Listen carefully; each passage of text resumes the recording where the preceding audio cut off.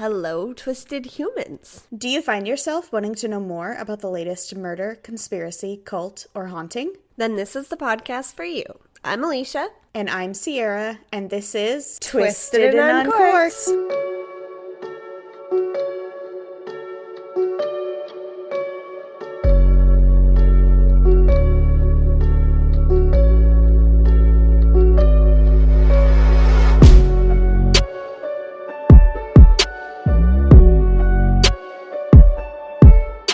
Okay.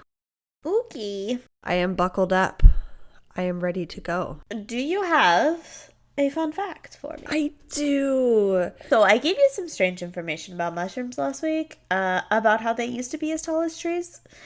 Well, let me tell you about this one mushroom. It's called devil's tooth.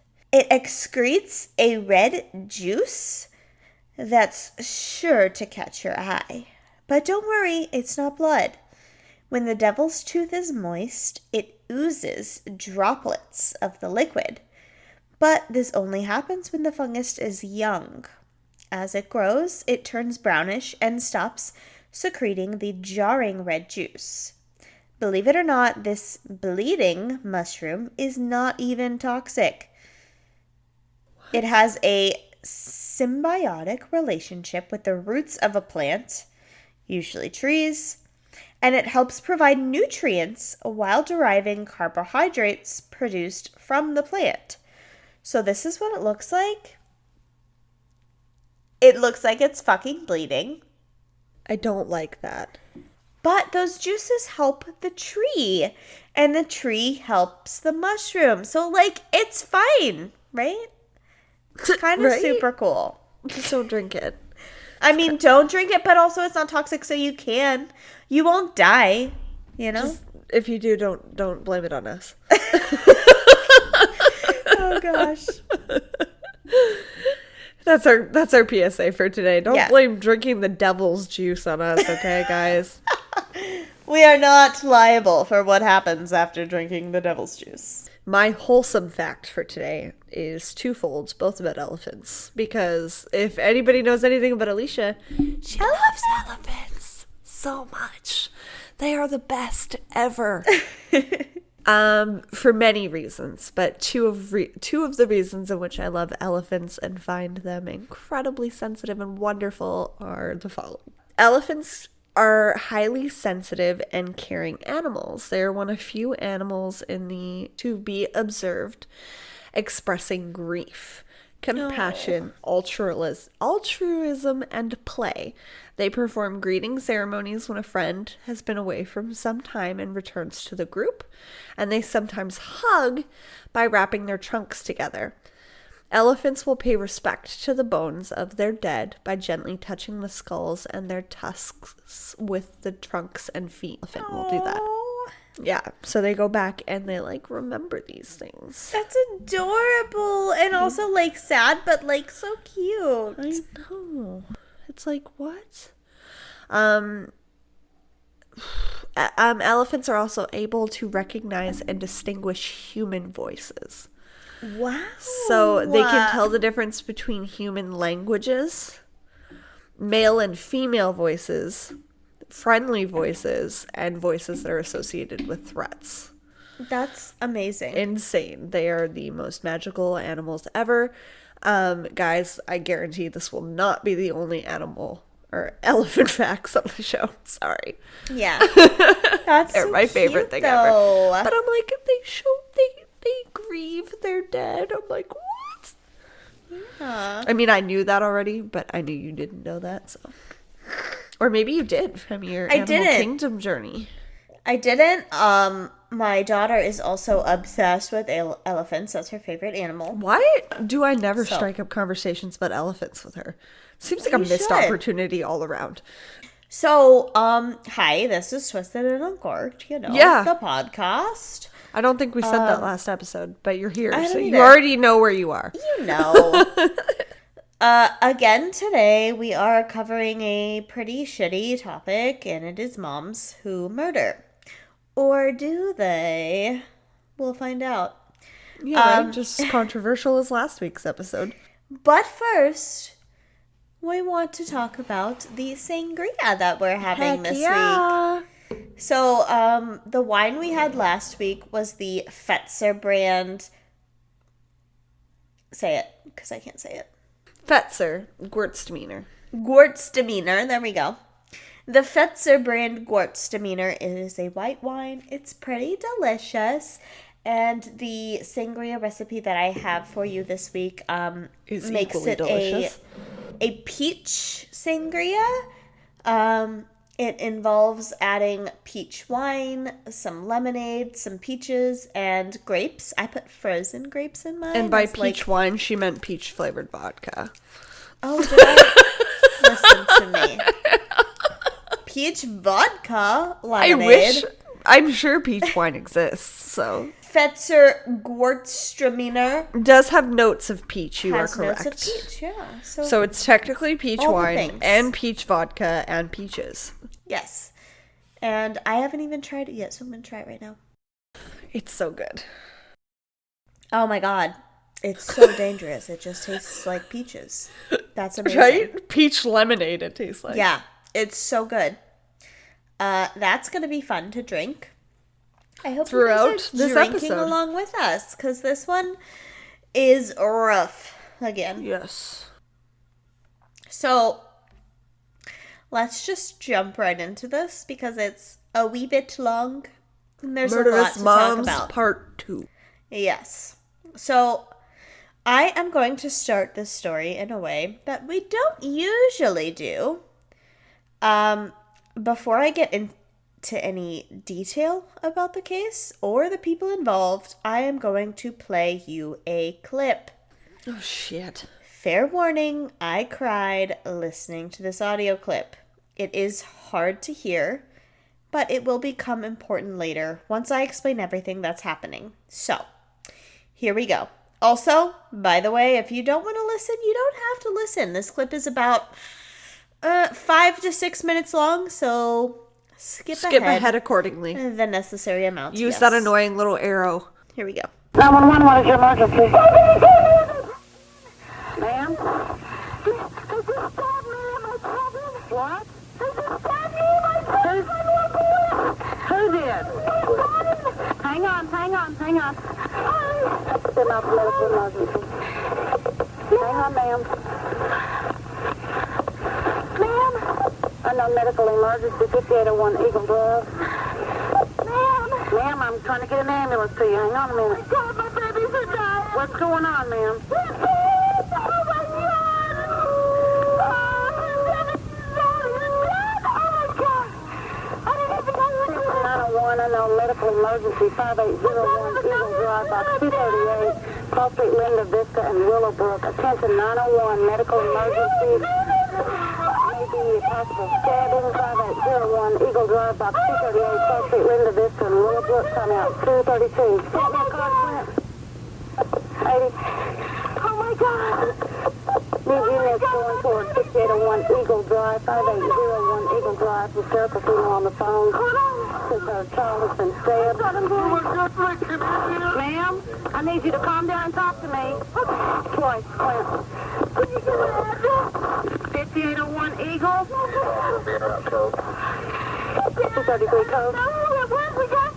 Ma'am, listen to me. I need you to... Oh, my God.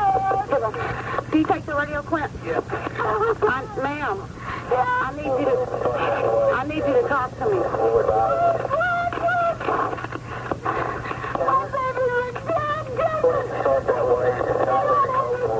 Ma'am, I can't understand you. You're going to have to slow down, calm down, and talk to me. What is going on? Somebody came in while I was sleeping. Me and my little boys were sleeping downstairs. Stabbed my babies. Stabbed me. I woke up. I was fighting. We ran out to the garage. Threw the knife down. My babies are dying. They're dead. Oh, my God. Down the phone with me. Oh, my God. What happened? Just take that one. Hold on, honey. Hold on. Oh, my God. Oh, my God. Okay. Oh, my God. Oh, my God. Ma'am, who's there with you? Ma'am. What? besides you and your children? My husband, he just ran downstairs. He's helping me, but he's dead. Oh my God, Okay. he's dead. Okay. How many little boys? Is it 2 boys? I love him. There's two. Oh my God. I would do this. Okay, listen to me. Calm down. Calm. Go ahead. 5801 Eagle Drive. 5801 Eagle Drive. Going to be a stabbing. When are they going to be here? Ma'am, they're on their way. Oh my God. 235. I would do this. I would do this. Ma'am, how old are your boys? What? How old are your boys? No. 7? Okay. Oh my God. Oh my God. Oh, he's dead. Calm down. Can you... 7. No. Oh my God. Is your name Darlie? Yes. Is your husband's name Darren? Yes, please hurry. God, they're taking forever. There's nobody in your hand. There was... You don't know who did this? Don't kill him, baby. No, they ran out the grass. I was sleeping. My baby. Oh my God. Oh my God. What's on the grass? What's on the grass? They left the knife laying on. There's a knife. Don't touch anything. I already touched them. Picked it up. Who's out there? Is anybody out there? I don't know. I was. Okay, ma'am. Listen. There's a police officer at your front door. Is your front door unlocked? Yes, ma'am. It's left the ambulance. Okay. I'm barely breathing. If I don't get in here, then they're dead. My God, they're dead. Hurry, please. Okay, there's... Is 82 out on Eagle? Huh? That eagle. One eagle. My God, hurry. 82, you out? Oh, my God. Oh, my God. Why would they do this? What'd he say? Why would they do this? I'm gonna... Okay, listen, ma'am. You need to let the officers in the front door, okay? What? Ma'am? What? You need to let the police officers in the front door. His knife was laying over there, and I already picked it up. Okay, it's all right. It's okay. Take out the purse, baby.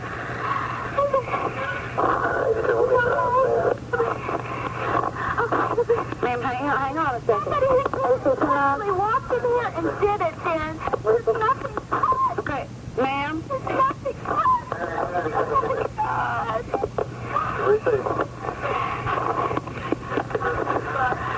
Ma'am, is the police officer there? Okay, go talk to him, okay? I'll let you know. Yes, that's okay. Go talk to him, babe. Okay? I have not heard that 911 call. Really? Since I originally heard this case, Like, not in which years. was years ago. Oh, man. And on the one hand, which I'm sure we'll dive into everything, but like that is just first impressions for our listeners because you're the one telling the case. Any of our listeners that stuck around for that, that was heavy. That was really hard. In last week's episode, Sierra and I talked about how we both looked at being 911 operators at one point. That definitely confirmed that I could not do it. Yeah. The woman on the phone, Darlie, is frantic. She's calling about her sons being murdered or stabbed and herself being stabbed. And she's just very frantic. Please come, please come, please come. When are they getting here? Who would do this? How could anything like this happen? Oh my God, they're dying, they're dying, they're dead, they're dying, they're dying, they're dead. So she's obviously very hysterical. I've been that hysterical in my life, and you really don't know what's going on. You don't know what's left. You don't know what's right. Like, it's hard for you to do anything. So, Right, exactly. with that, I will let Sierra take the floor because I think she's collected herself and I need to drink. Yeah. So, I mean, a lot of what Alicia just said is kind of what I had in my notes already. So, like, same brain. Anyway. Same brain, same person, different countries. Yes. We've established this. The audio clip that you just heard is a 911 call from a mother named Darlie. I've heard her name pronounced two different ways. One was Routier, one was Routier. I'm going to say Routier because it sounds better to me. A mother named Darlie Routier, at about 2:30 a.m., Darlie tells the operator that she needs an ambulance immediately because some man has come into her home and stabbed her 2 sons, and she says that she was also attacked. She says that the man ran out of the garage and dropped his knife. The operator told her not to touch anything, and she says she already picked it up. She keeps asking why someone would do this, who would do this.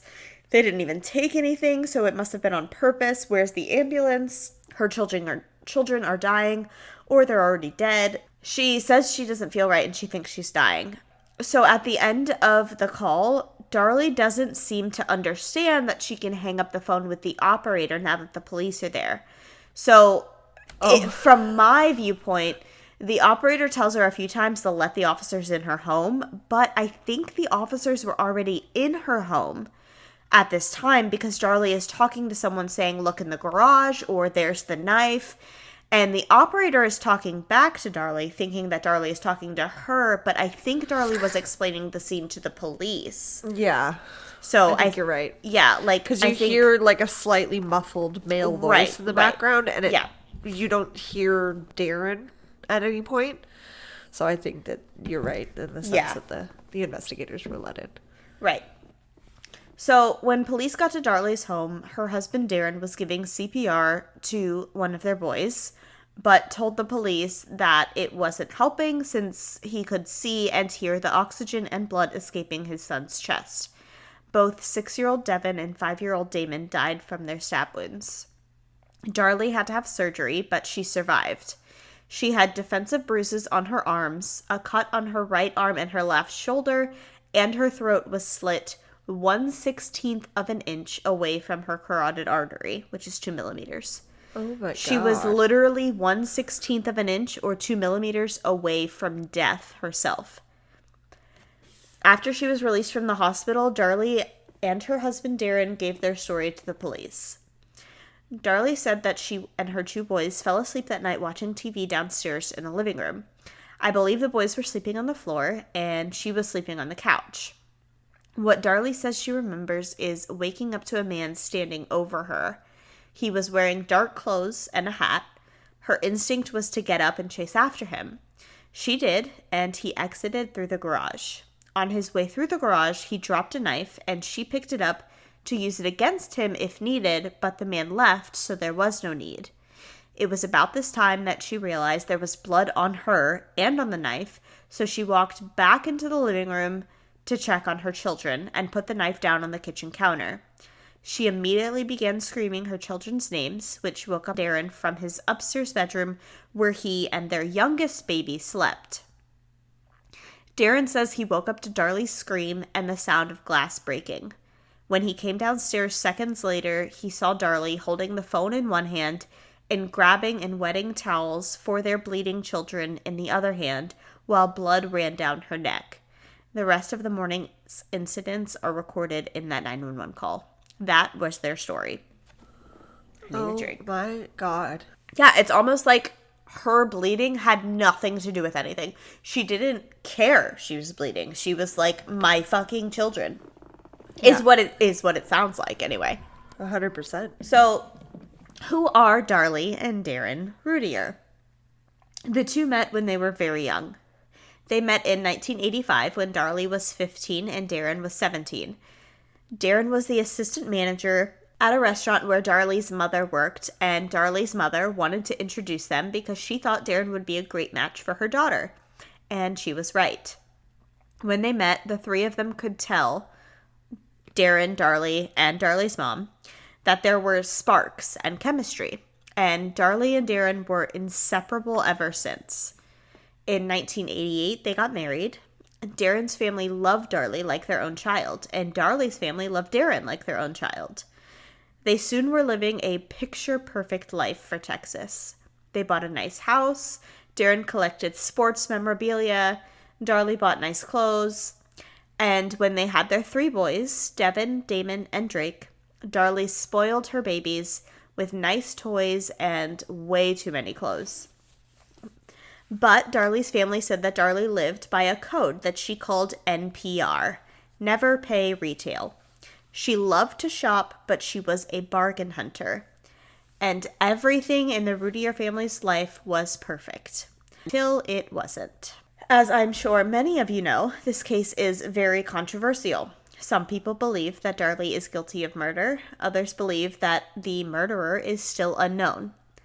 Officially, Darlie has been charged, tried, and convicted of murder and was sentenced to death in Texas. Police actually admitted that within 20 minutes of arriving at her house, they had her pegged as the prime suspect.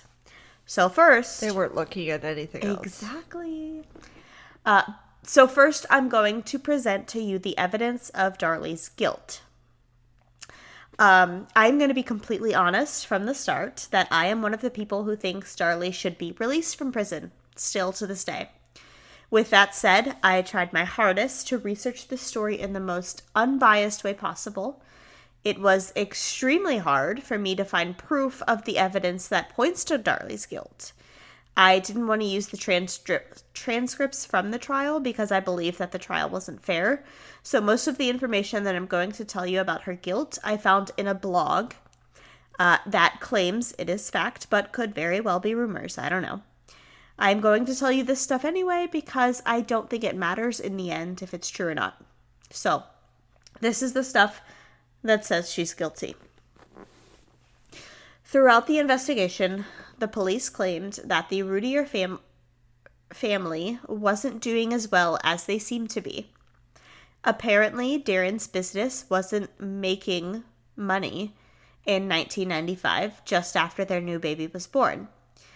He was having money problems, and Darlie began having emotional struggles.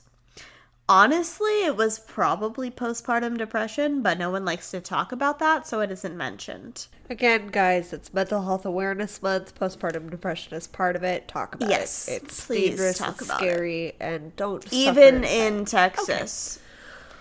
Okay. Yes. Allegedly, there's a journal that exists where Darlie wrote about her struggles with depression in the end of 1995 and the beginning of 1996. She wrote that she wants more out of life, and she also wrote that she also wrote what the investigators claim was her suicide note in May of 1996, which was 1 month before this terrible accident. Her suicide note said, quote, "I hope that one day you will forgive me for what I am about to do. My life has been such a hard fight for a long time, and I just cannot find the strength to keep fighting anymore. I love you three more than anything else in this world. I don't want you to see a miserable person every time you look at me. Your dad loves you all very much, and I know in my heart he will take care of my babies. Please do not hate me or think in any way that this is your fault." End quote. There were also alleged neighbors who reported that Darlie was not as great a mother as she portrayed herself to be. They said they'd hear her yelling curse words at her kids, threatening to hit them, actually hitting them, and telling them to leave her alone. Also used as a piece of evidence in the trial was the statement from the nurses that helped Darlie when she came into the hospital after the attack. They provided testimony that Darlie was not showing any emotion when she came in to be treated, even though her sons had just been declared dead. Keep in mind, though, not only had she just watched her two sons die and was probably in shock from that, but also she was literally dying. The surgeons said that if her surgery had been put off any longer than it had, then she would have been dead already by the time she got to the hospital. After she went through the surgery and was able to talk to police, they took her statement. And I know I already told you the statement, but I'm going to, being unbiased here, I want to give you this other story that she allegedly gave police. Like I said, the only source I have of her giving this statement is a blogger, so I don't know if it's actually happened this way, but here is what people have reported she said to police while she was in the hospital. Quote, "I wake up and feel a pressure on me. I felt Damon press on my right shoulder and I heard him cry. This made me really come awake and realize there was a man standing down at my feet walking away from me. I walked after him and heard glass breaking.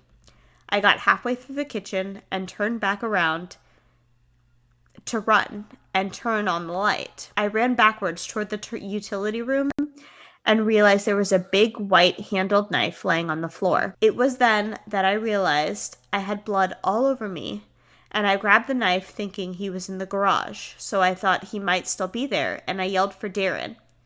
I ran back through the kitchen and realized the entire living area had blood all over everything. I put the knife on the counter and ran into the entrance, turned on a light, and started screaming for Darren. I think I screamed twice, and he ran out of the bedroom with his jeans on and no glasses and was yelling, "What is it? What is it?" I remember saying he cut them. He tried to kill me, my neck. He ran down the stairs and into the room where the boys were. I grabbed the phone and called 911. End quote. The police said that they were suspicious of Darlie from the very beginning based on her story. Being suspicious of her from the very beginning is already kind of a sketchy start for police. Like, you aren't supposed to be suspicious of anyone. And also, I have a theory later on of why they were originally suspicious, but the reason they say they were suspicious is because of the order of events. The police said that an intruder would usually take out the greater threat before killing the children, but Darlie said her kids were attacked before her.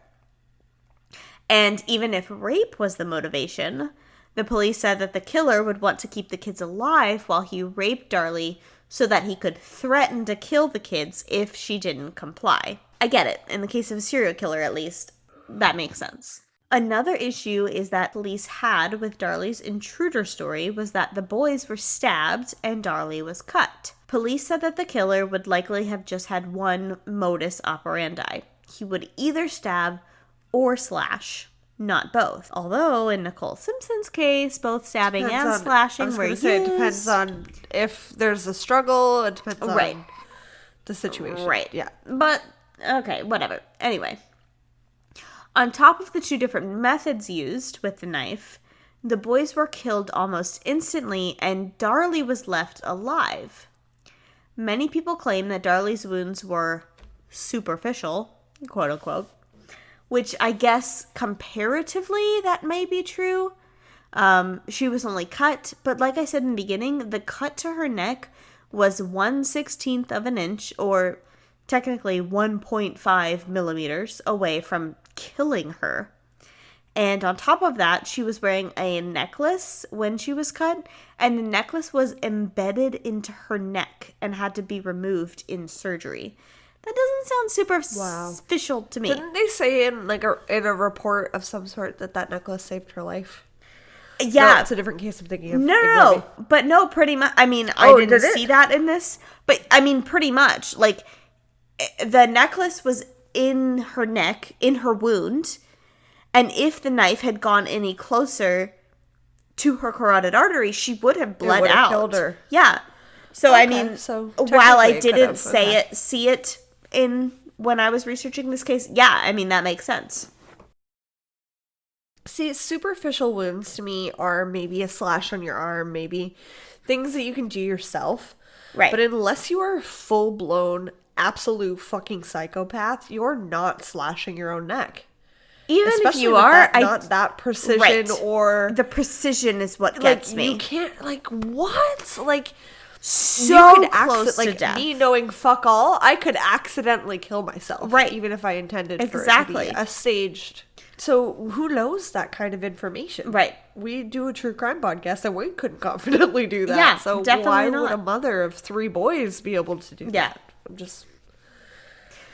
That one stands out to me as weird. So one of the biggest selling points to the jury in the trial was actually the infamous footage of Darlie having a birthday party for her deceased son, Devin, at his gravesite. Yes. It was only a couple days after their death, and their funeral was held earlier that day in a separate location. But it was also what was supposed to be Devin's 7th birthday. So after the funeral, Darlie, Darren, and their families went to the gravesite and had a birthday party where everyone was happy and smiling, and Darlie sprayed silly string on her son's grave. There was a news crew there that recorded the whole thing. And also, the police had actually put a bug on the actual tombstone so that they could hear everything that was happening. That is It's so fucked up. So fucked up. inappropriate. Yeah. Ugh. Nothing incriminating was said, but the fact that Darlie was happy on that day and in that video was used against her in the trial. There was actual physical evidence used in the trial as well. The biggest piece of physical evidence that cannot be explained is the knife that was found inside the Routier home. Not the murder weapon knife, but a knife that was found in their knife block on the kitchen counter. And again, I can't actually find the proof that this evidence exists, but I am trusting the blog writers here. Apparently, police found a knife in the Routier's kitchen knife block that had fibers from the garage window on them. So it's the same garage window that was cut open and that Darlie and Darren assumed was the entry point of the intruder and murderer. But the knife had a rounded top on it, not a pointed one. So you'd think that if someone was going to use a knife to cut a window, they'd use a pointy one. But maybe, who knows? Maybe Darlie used a rounder one on purpose so that the police wouldn't look at that knife. I don't know. Another weird thing about that window is the way that it was cut. Many people say that it was cut diagonally, and I don't know if the police said that as well, but I have a picture of it, and it doesn't look like a diagonal cut to me. It does look weird. I'm actually going to show it to you real quick. Yeah. Yeah, so it looks like... It doesn't look diagonal. It looks like somebody cut across the top of it. Right, and then cut down a little bit, like it wasn't quite enough for them to crawl into. Yes, so it looks like it was cut down the middle, top to bottom, and then also across the top, which is different than diagonal, but also still fucking weird for an intruder. Very strange. Yeah. It looks like two different cuts were made, causing two triangular flaps of screen to hang down, which is, definitely really strange for an intruder to enter the home that way. But I can see whatever. cutting a screen or something along those lines, but at what point do you just push through it? Right, yeah. And then also for the intruder to put the knife that was used to cut open the screen into their knife block and then take a different one out of the knife block to actually kill with is also really strange, because the knife that was used to kill the children was also from the knife block. It was Darlie's knife. So the next piece of evidence that was used is the towels. More specifically, the location of the towels. There were towels over by the boys, but there were also towels in the hallway that led to the kitchen. This is explained by Darlie and Darren when they said that Darlie was getting towels from the kitchen to place on the boys to stop the bleeding. Also, she was wetting some of the towels before placing them on the boys. I'm assuming that she thought that wet towels would be better in this situation than dry towels. But just rather than absorbing, but to stop. Right.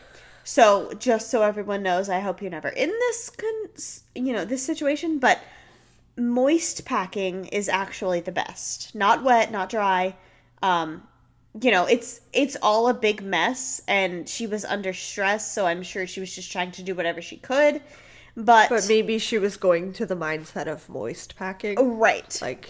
The police, though, said that the position of the towels was more in line with someone who was trying to clean up the scene, is what they assumed by her wetting the towels and having them on the kitchen floor. So all of this evidence added up against Darlie, and this is what police used to convict her. Their story was that Darlie and Darren were having financial issues. So Darlie killed her kids and framed the scene for the insurance money. But the insurance payout for the two boys was only $5,000, which barely covered the funeral costs. For both of them. Right. Combined. Yes. That is nothing. No, I mean, as a mom, I don't know about everyone else. I'm not going to judge someone based on if they have a life insurance policy on their kid or not. I don't have a life insurance policy on my children because, Why would you need it? Like, in my opinion, Like, life yeah, insurance, accidents happen, but it's very less likely for an Yes. accidental death to occur to a 5-year-old as it would be Yes. to like a 15 or 18 or 25-year-old. In my opinion, life insurance is to replace the income of someone who dies. So if my 100% agree. spouse was to die, I could not live financially Alone. Yeah, without his 100%. money for, I would need some time to be able to come up with that money myself. So I would want his life insurance policy to be about 2 or 3 years worth of what he makes each year so that I could live for 2 or 3 years before I could make that money myself. However, and cope and pay off Yes. things and do whatever you need to. However, my children's grandparents do have a life insurance policy on my children, which to me is a little bit strange, but also they have said to me Yeah. before, if anything happens, don't worry about it. We have a life insurance policy. We can help you pay for that. We don't ever want you to feel stressed about paying for that. That's for very a sweet. funeral. It is. It's But still on the fucking on the creepy. other hand is but- really morbid. Yeah. Like Yeah. it's like But I love I my get it. grandkids and my in-laws and my children, Well, but on the off chance mean, that Also, my kids' grandparents are literally life insurance salesmen. So, oh, okay. So They that see adds this. to it. In a normal Yeah. instance, fucking weird. In that instance, preemptive. right. Sierra didn't give us all the information, guys.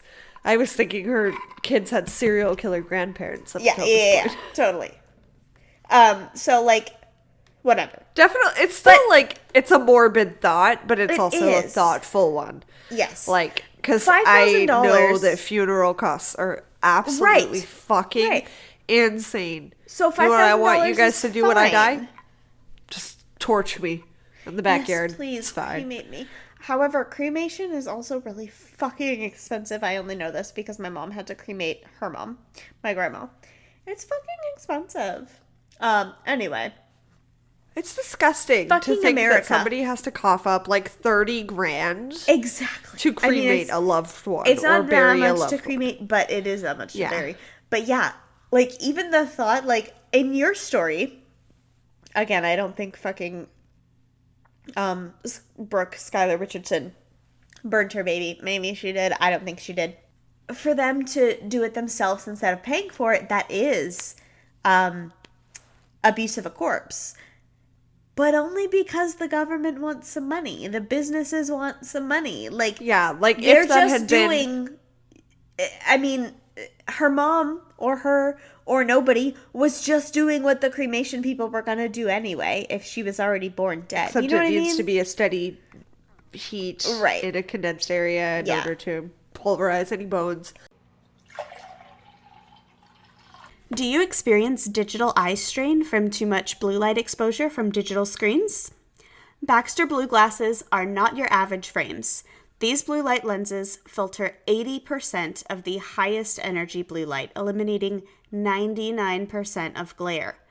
The past year, we have all been glued to our devices more than ever. I know for me, I'm always trying to find a job where I can work from home on my computer. And then, of course, my research with this podcast and editing. I am on the computer all the time. Oh, and don't forget TikTok, my new obsession. Our exposure to digital light has soared, and our eyes and our sleep are suffering as a result. Baxter Blue is also a force for good and provides a pair of reading glasses for someone in need for every pair sold. This eyewear is built for our digital age, and Baxter Blue is giving our listeners 10% off your next purchase of blue light, sleep, or kids glasses. Just click the link in our show notes for your exclusive discount. This is the sign you have been waiting for to invest in blue light glasses. We know you will love your Baxters, and we know that you will feel the difference. Okay, that's all.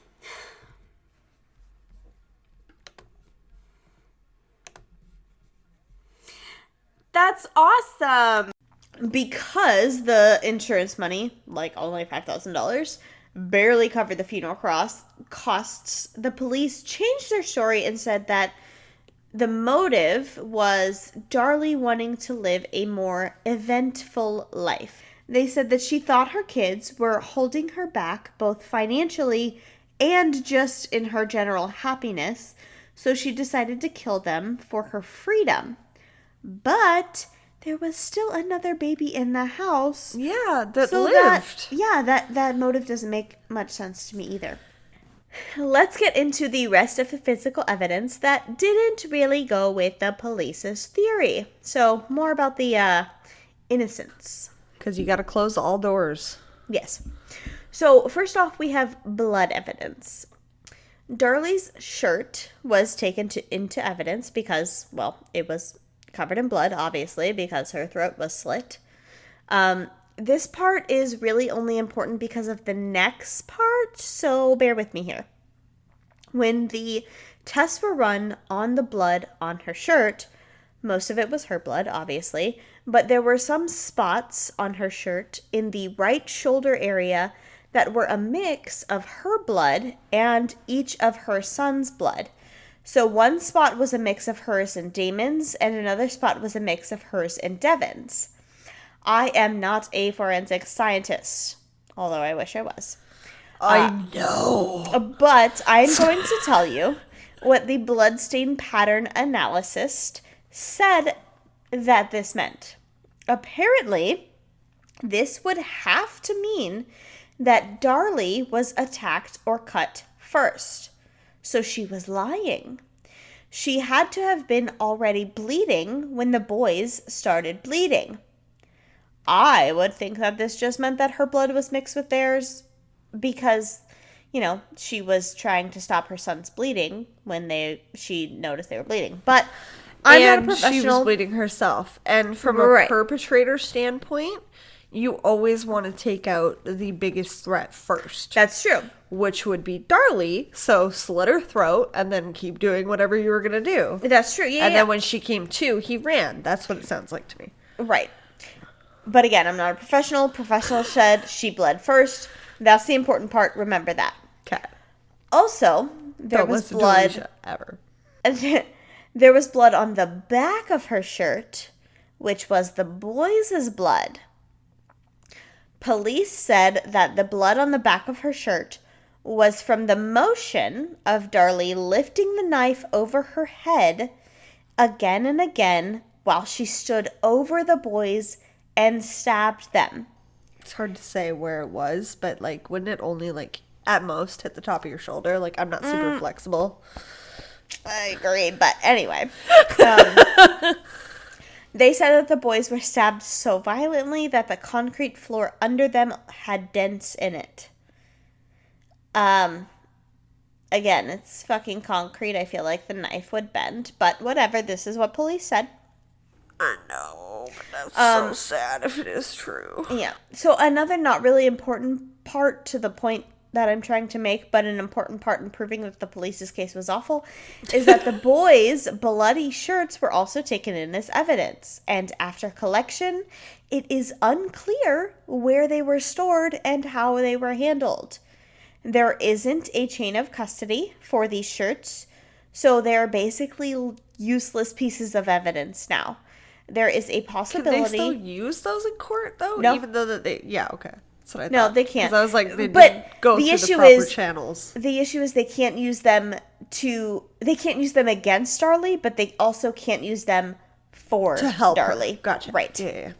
So there is a possibility that the boys' bloody shirts could have been placed in the same bag as Darlie's bloody shirt, and that the shirts were bagged when they were still wet instead of allowing them to dry first, which would cause the bloods to mix, making it look like she was the first to bleed. Weird. But also making it look like their blood was splashed on the back of her shirt, so it could go either way. So this is kind of where the important part comes in. Another piece of blood evidence is a sock that was found in an alley behind the Routier home. The sock had the two boys' blood on it, but not Darlie's.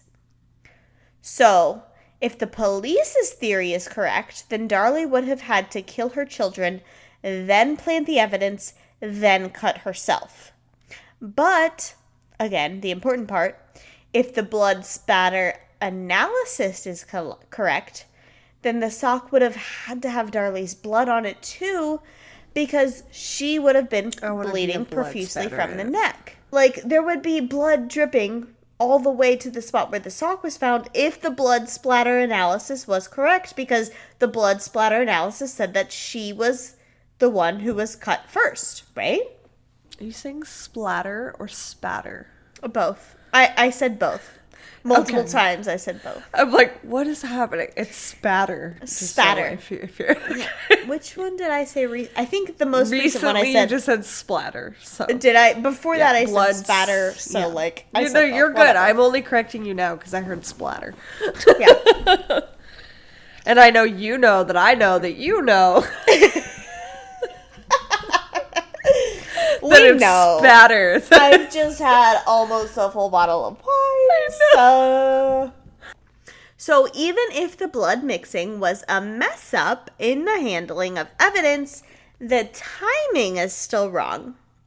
The alley where the sock was found is behind the Routiers' home, but it wasn't like right behind the house.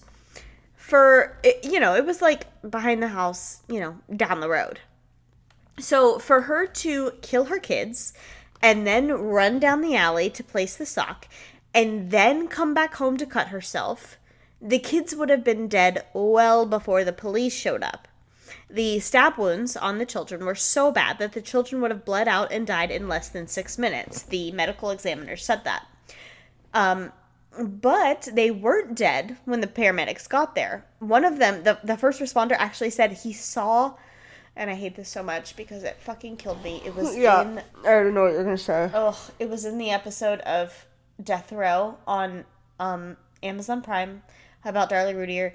The first responder said that he saw one of the children crawling around the floor when he came inside, like, begging to be helped, just crawling on the floor, like, help me. Okay, anyway. Oh, God, I'm going to cry again. Yeah. The paramedics 5 who and eventually 6 years old. I know. The paramedics who eventually showed up tried to perform life-saving measures. They just didn't work. And we know that the 911 phone call was 5 minutes long itself, so Darlie wouldn't have had time to kill the boys, plant the sock, cut herself, and then call for help and be on the phone for 6 minutes. Because she was on the phone the entire time. Yeah.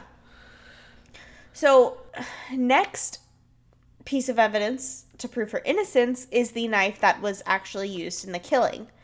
The knife was allegedly the one that the killer got from inside the Routier home. It was their own kitchen knife. As stated in the 911 call, in the questioning of the events, Darlie had picked up the knife after the alleged killer dropped it. So, of course, it had Darlie's prints on it.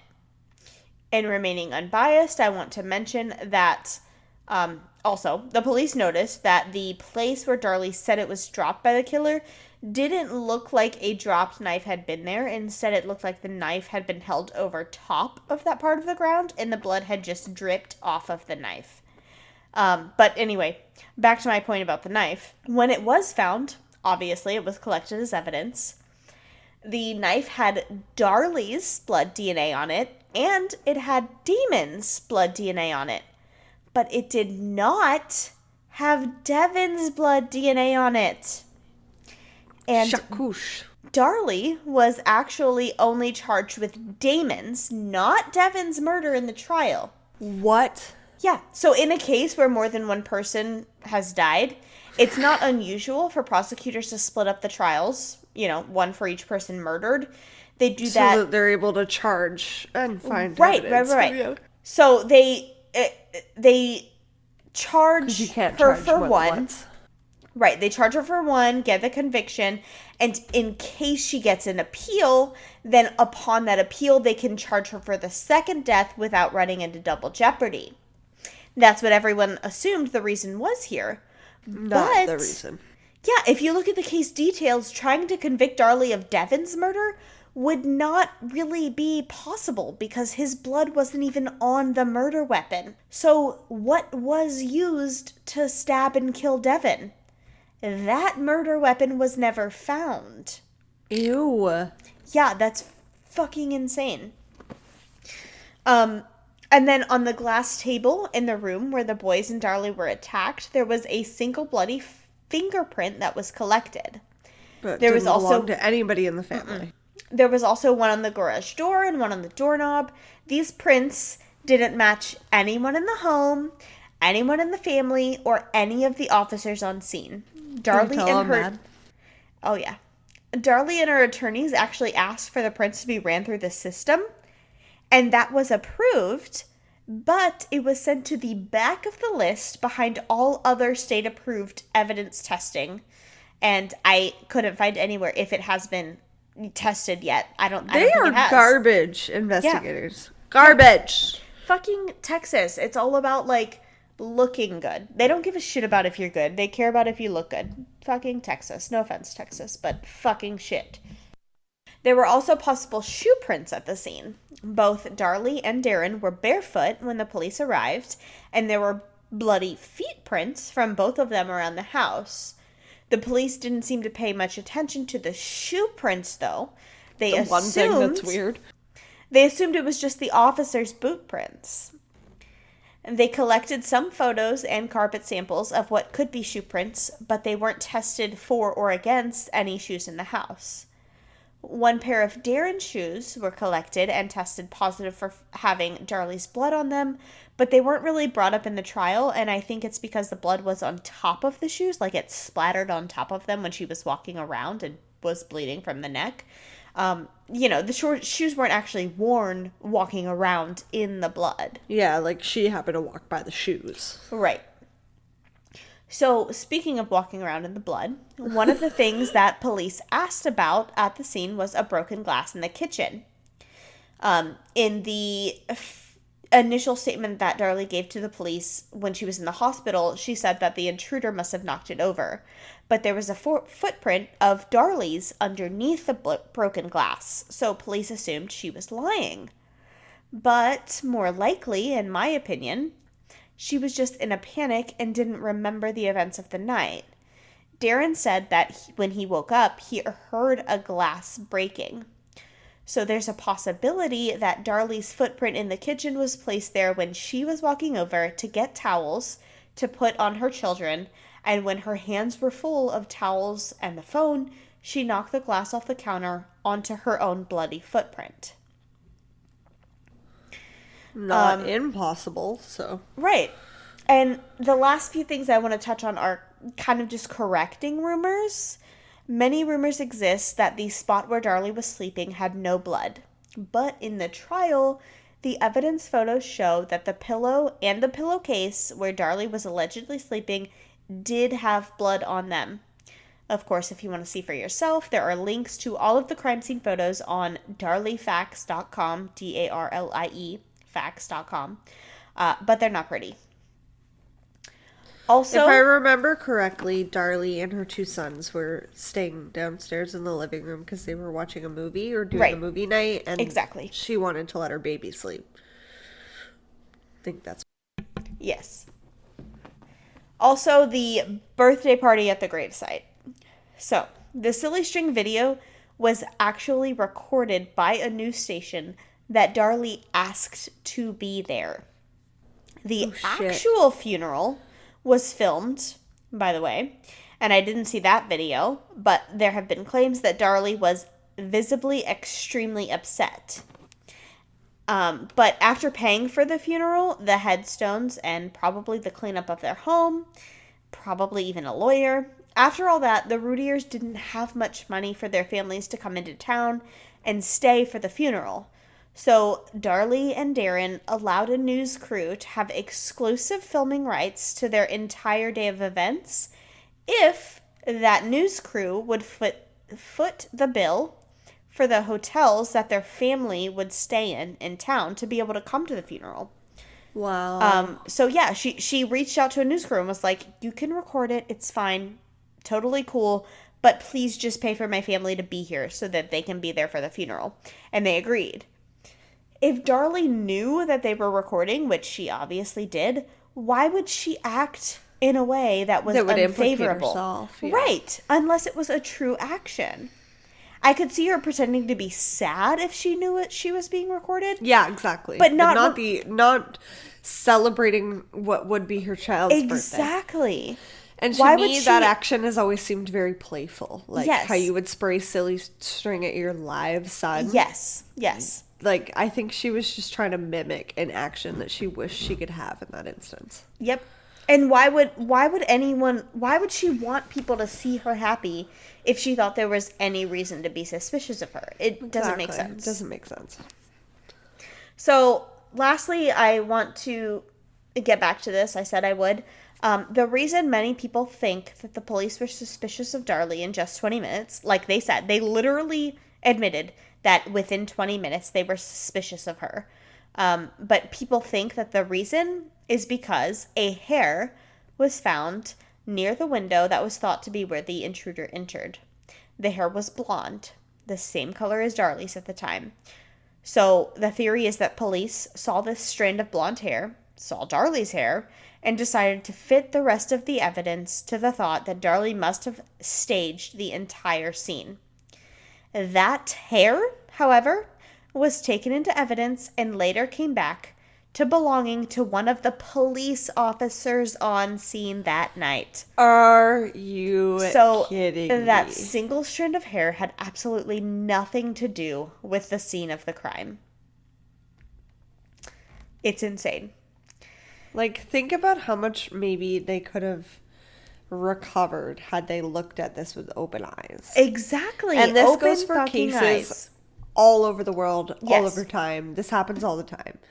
Investigators will fit a story to what they're seeing initially and roll with it. So to a certain extent, I can't blame them because they're flying blind and they're just working with what they have to fit a storyline or a motive or whichever. Yeah. But at the same time, they still need to be objective in the sense that, like, Yes, maybe they're your fucking initial police thought officers. processes You're supposed to be not objective. correct. Yeah. Yeah.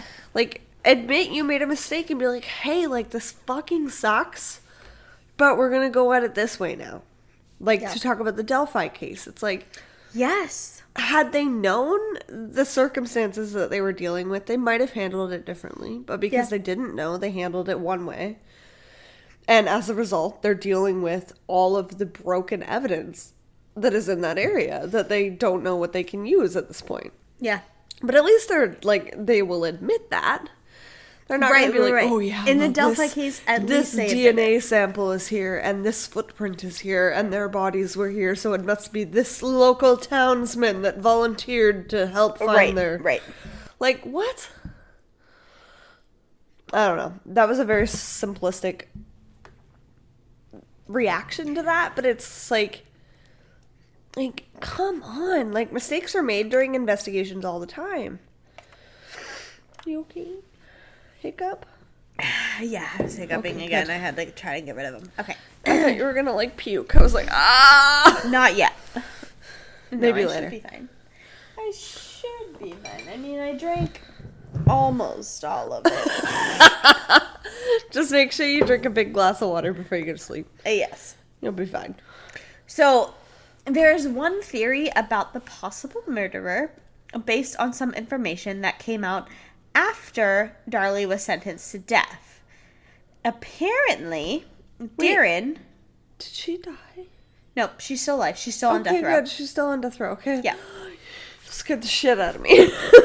So, after she was sentenced to death, apparently Darren told his dad, and later even the police, that he was actually planning on hiring someone to break into his home while they were out of the house and, you know, have this person steal some of their belongings so that he could claim it on insurance and then get the money from the insurance company.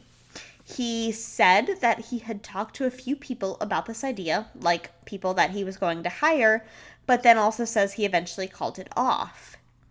So the theory based on this information is that some sicko heard about the plan and thought it would be really easy to break into their house because, you know, Darren was trying to hire someone to break in anyway. So he's like, oh, it's really easy to break into this house and I can kill somebody if I want to. The main issue with this theory is that some people think that Darren is lying about all of this altogether and only said that because he wanted the police to try to find someone else to blame it on instead of Darlie. Which is possible and noble, but yeah. It is. What do you think? Do you think she's guilty still? I don't know if I ever thought she was. I think I was always torn. Yeah. But this just listening to the full 911 call, because I'd never had that opportunity before, things like that. Little aspects of the case that they're pointing against her, I am framing as a way of like, well, no, like that's just what like a mom would do, like with a silly string and things like that. Right. That and the thing that has always made me the most torn is her neck wound. It's like, if you're going to play that fucking game, and I know we already talked about this earlier in the episode, but it's like, if you're going to play that game where you're going to slit your own neck, don't play it so risky. Like,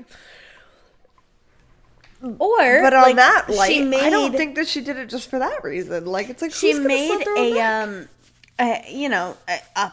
Allegedly, she wrote a suicide note. Maybe she planned to kill herself, but also, like, it's not that fucking hard to continue to cut your neck and kill yourself. So, like, why, even if she did plan on also killing herself. If you were going to complete suicide, right, that would not be the way I would go. I think, at the very least, her trial was not a fair one, and she should get a retrial. So I agree. The evidence they used was testimony of people saying she wasn't sad after her kids died. But, like, everyone grieves differently, and you can't hold that against her. And also, the birthday party footage should not have ever been shown. And if it was, no, then especially when she was the one that hired the... Right. But even if they decided to show that, her defending lawyers should have also been able to show the footage at the funeral, like at the actual funeral when she was crying, and they didn't. So she apparently did not have good enough defenders. Yeah, so why use one piece of footage and not the other? Is what you're saying. And then on top of all of that, I also think there's no way she could have done it alone. Like, even if she is guilty, I think someone else was in on it with her. Maybe even Darren, like her husband. So David Waddle was the first police officer on scene at the crime, and he remembers seeing a man running out the front door of the Routier house. This man was Darren, the husband, and he said he was going across the street to get the neighbor who was a nurse. Darren did go and get the nurse, and he came back with the nurse, but what if he did it, like what if he killed them? And on the phone, which you can see in the YouTube video, she says, "Darren, I promise." What if that was her promising not to tell on him? Oh, what if he threatened to kill the last baby and not if she like, did Darren, tell? I promise I didn't do this. Right. Because all she says is, Darren, that's I how promise. I interpreted it. It was, Darren, I promise I didn't do this, but ooh. Yeah. What if he was running out of the house to, like, flee the scene of the crime, but he saw police, and he was like, oh, actually, I'm just going to get the neighbor who's a nurse. Like, he had to change his story right away. Yeah. My only issue with that is, if someone did help her, why hasn't she ratted them out yet? Like, she's been in prison for 24 years. And she will possibly die. Yeah, she's still on death row. She still, to this day, claims she had nothing to do with it. And I kind of don't feel like she's protecting her husband. They did get a divorce. Yeah, they did. And at this point, if she was protecting him, what reason do you have now? Right. But, I mean, they did say it was an amicable divorce. Darren still says he believes that Darlie is innocent. However, Darren moved out of the house as soon as Darlie was arrested, supposedly because he didn't want to have the memories of the house. And he also signed over legal custody of their surviving baby Drake to his parents. So, like, he's not even the actual legal guardian of his child anymore. Wow. So, I don't know. It's all crazy. Do you think that's like a pain coping thing, or? I mean, it could be like just a general coping mechanism because he doesn't want to think about his other children and his wife. It could be a guilt reflex. I don't know. It's all crazy. I don't know who I think did this. I don't either. But either way, it's the fair trial thing that I don't like. Like, everyone has a right to a fair trial. And the same way that I think that Scott Peterson is a total fucking asshole, but he didn't get a fair trial. Have a fair trial, yeah. Yeah. So, like, you can't do that. I don't Fair think trials are a thing. that Darlie did this. I want to say I don't think she did. I, 80% believe she did not do it. There is 20% of me that thinks she might have, but even that 20% thinks she didn't have a fair trial and she should not be in prison based on the trial. So either way, or at least did it or not, or at the very she should least, not be in prison. She should not be sentenced to death. Oh yeah, for sure. That's, again, a whole fucking Texas thing, in my opinion. Like, Texas has such high standards. Even in the way that we talked about the last case, like, obviously, Brooke Skylar Richardson was an Ohio thing, but in that same way as, like if Brooke Skylar Richardson was in Texas and did those things, they probably... She would be sentenced to death. Like, Texas holds themselves to a higher standard for some reason. Like, a standard where, like, you have to look good on social media or in the face of the public. Like, even if you're not good, you have to look good. And it's fucking weird. I don't like it. Like, that's the way Texas is. Ooh. Dislike. I don't know. I feel so torn. Yeah, it's hard.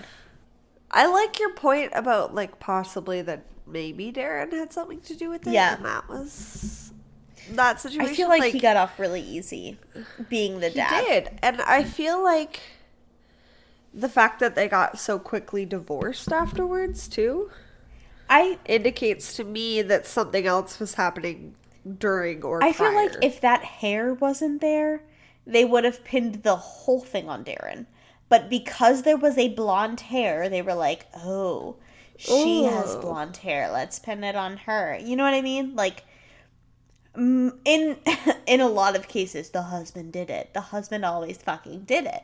I feel like they would have 100% pinned it on him if they hadn't seen that blonde hair. She has, what is it called? Requested appellate hearings many times, and it hasn't been approved yet. Is there something we can sign? I just want this to be I don't think fair so. trial. Let me double check. But that is my biggest thing in the true crime world is fair trials. Yes. If you have the Me opportunity for a fair trial, then fair enough. Because those jurors are no different than, I mean, maybe with a little bit less of a fascination with it, but those jurors are no different than what all of us are doing. Exactly. All right, so I am on darliefacts.com again. This is all of the information that is on her case that proves that she is innocent. It's darliefacts.com/how-to-help. And it says, how to help, donations. Darlie needs contributions to her legal fund to help pay for her defense. This money will mean the difference between life and death for Darlie. Her attorneys manage the defense fund and request donations to pay for testing and other defense-related costs. To donate via PayPal, click here. Donations may also be sent to this address: Lauren Schmidt, Brownstein, Hyatt, Farber, and Shrek LLP, 410 17th Street, Suite 2200, Denver, Colorado, 80202 USA. Please write for Darlie Routier at the bottom, or it may be returned to you. Advocacy. Darlie needs people to help raise awareness about her case. Please share articles, videos, and other information with friends through social media and other means. Spreading the word and educating people about this case will help to get the attention of people who can help. Write to people. Write to politicians, organizers, and individuals that may be able to help. Provide information about Darlie's case and urge them to get involved. Dallas District Attorney Craig Watkins runs an integrity unit that is responsible for investigating cases like Darlie's to determine if a wrongful conviction has occurred. Please write to Craig, call him, fax him, or contact him via Facebook, to ask that his unit investigate Darlie's case. District Attorney Craig Watkins, Frank Crowley Courts Building, 133 North, Riverfront Boulevard, LB 19, Dallas, Texas, 75207-4399. The phone number is 214-653-3600 office and 214-653-5774 fax. Craig Watkins' official Facebook page, you can send a message through this page, is here, and you click the link. And that is about it for helping Darlie Routier. So go to Darlie Fax, DARLIE fax.com/how-to-help. Ugh! So, yeah, it's just a mess. I am shooketh. You did a really good job. Thank you. It was hard. I can imagine. 100%. It was hard to listen to, but you did a really good job. Thank you. Yeah, it's hard to know that these terrible things happen to these children, and also to know that a mother was convicted of it. But then even harder to or not responsible. Right. It doesn't even seem like she was responsible, and that's what's so hard about it, because I feel like most people today want to believe she's responsible. This is like a Salem witch trials bullshit. Yeah, if she's not responsible, then what has all of this been for? And they will probably feel like shit. So they're like, she has to be guilty. Please be guilty, so I don't feel like the last 24 years of her life is all my fault. But it kind of is all of our fault. Yeah. Just by this being a fucking system at all. Yes. Ugh. Let us know what you guys think. Yeah, please. Twisted Humans, write in. Let us know your thoughts. Tag us on social media. Tweet at us. Add us. All the things. All the things. Let us know what you think. We love you guys lots, as per usual. If you want to support the show, just a reminder that you can leave us a review. Preferably a 5-star review.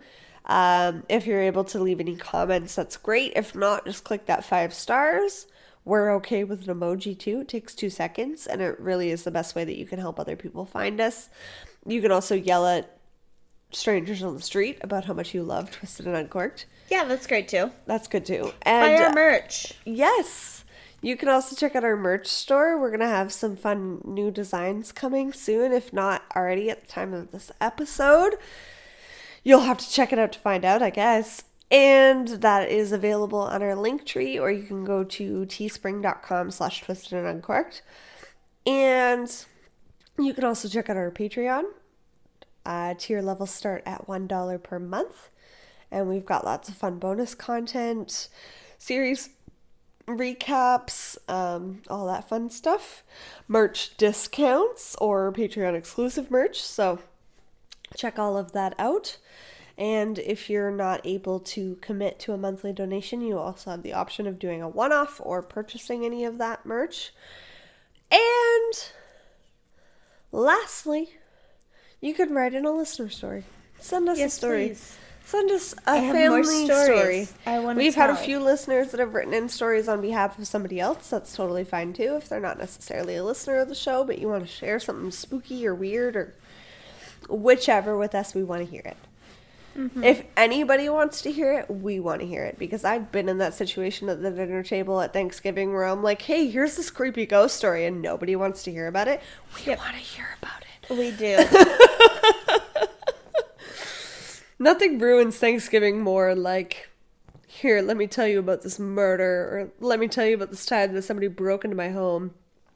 And as an added incentive, when we get enough episode or listener stories to do our next volume, Sierra's got some really fucking crazy stories to share. 2 of them. And if you forgot, she was the one of the 2 twisted twins that had her grandfather murdered. And we're not exploiting her grandfather, but that's still very spooky.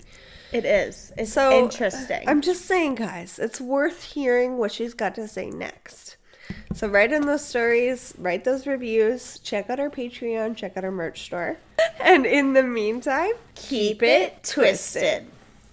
Love it.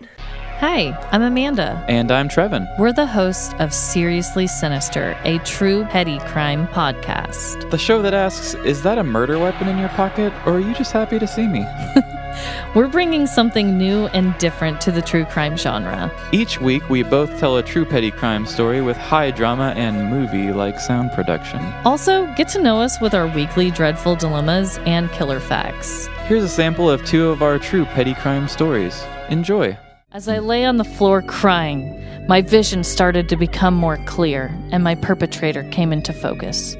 A familiar ornery laugh emerged from the man as I recognized his smile. It was my husband. I quickly ripped open the paper and turned to the 3rd page. Earlier in the week, another call had come in. This time a woman had answered the door and got an eye full of mystery fist. The call description... We hope you all enjoyed listening along and aren't too scared to subscribe to our show. You can find our podcast on Apple Podcasts, Stitcher, Spotify, or wherever you listen to podcasts.